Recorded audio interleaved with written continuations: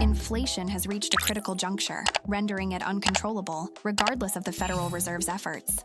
The fulcrum of this is the shift in the basis of purchasing power from earned income, rooted in genuine production and services within the marketplace, to a system heavily reliant on redistribution. This shift signifies a departure from an economy where value is created to one where value is allocated without corresponding contribution, fundamentally undermining the economy's integrity. The relentless expansion of money supply, aimed at sustaining a growing demographic that does not contribute to the productive capacity of the economy, is not merely a policy choice, but a strategic maneuver to secure a political allegiance. This cycle of printing and redistributing wealth is poised to continue escalating, ensuring the provision of purchasing power to non-contributors at the expense of those who produce, save, and thus validate the currency's worth.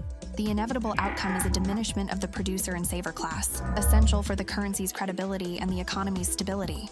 Political strategies are not crafted with the intention of curbing inflation for the working populace's benefit, but are instead designed to elevate the political elite within the societal hierarchy through deception and policies that favor their ascent. This paradigm explains the perplexity surrounding open borders, property rights erosion, and the dilution of law enforcement, which, to the discerning observer, appear as direct assaults on common sense and economic stability. The cornerstone of a thriving economy is the direct correlation between purchasing power and the production of goods and services. This dynamic fosters a society where prosperity is shared broadly. In contrast, an economy predicated on redistribution is a recipe for widespread misery, gradually estranging the very population it purports to assist. The government, wielding the exclusive power to generate inflation via redistribution and money printing, bears direct responsibility for this predicament. As the segment of the population dependent on unearned income swells, so too will the practice of wealth redistribution, propelling the American middle class towards impoverishment in a cycle devoid of accountability for the orchestrators. Historically, economies have indeed experienced turmoil when the creation and distribution of wealth become decoupled from genuine productivity. For instance, the Weimar Republic from 1921 to 1923 experienced hyperinflation due to excessive money printing, initially intended to pay reparations post-World War I, or Zimbabwe's hyperinflation in the late 2000s. Under Robert Mugabe's regime, they enacted policies that redistributed land and wealth without fostering productivity, leading to a collapse in agricultural output and economic collapse.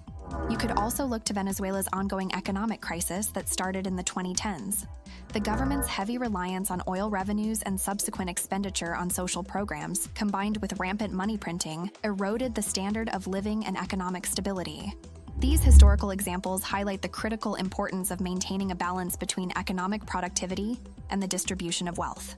Policies that heavily favor redistribution and monetary expansion, detached from productivity, can lead to significant economic and social distress. These lessons serve as a cautionary tale, emphasizing the need for policies that bolster economic productivity, ensure fair distribution based on contribution, and maintain the currency's credibility.